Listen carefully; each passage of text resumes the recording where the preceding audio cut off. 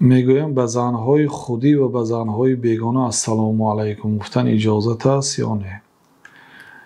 به زنهای بیگانه سلام دادن علما رحمت الله علیهم به تفصیل بیان کردند. اگر زنی پیرزن باشد، زنهای کلانسال باشد و در سلام دادن به آنها و علیک گرفتن به سلام آنها خوف فتنه نباشد، خوف گناه نباشد، اجازت دادند.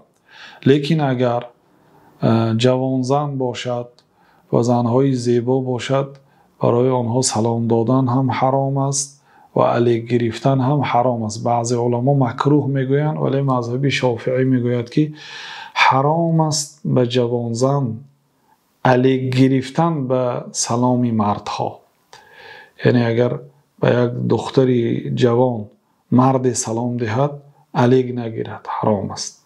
اگر علیک حرام باشد، سلام دادن به طریق اولا حرام است. بنابراین زنهای جوان سلام ندهید به مردهای بیگانه و علیک هم نگیرید. اما به پیرزنها در صحیح بخاری ثابت است، سهل ابن سعد ساعدی رضی الله عنه میگویند که ما روز جمعه بعد نماز جمعه به یک نزد کمپیری میرفتیم و او سلام میدادیم و این چنین پیامبر صلی الله علیه و سلم وقتی که از نزد جماعتی از زنها گذشتند به آنها سلام دادند، چه خیلی که در سنن ثابت شده است.